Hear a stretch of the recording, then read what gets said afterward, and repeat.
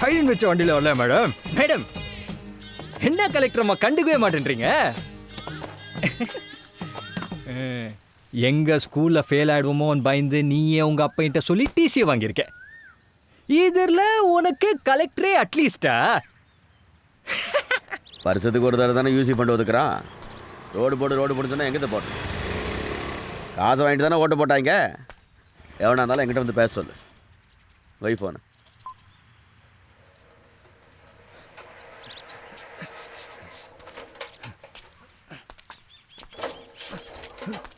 என்ன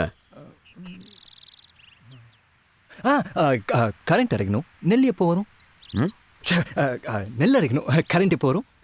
மில்லு அங்கிட்டு தானே இருக்கு. இங்கிட்டு வந்து கேட்குற ஆளப்பாரு. ராசலட்சுமி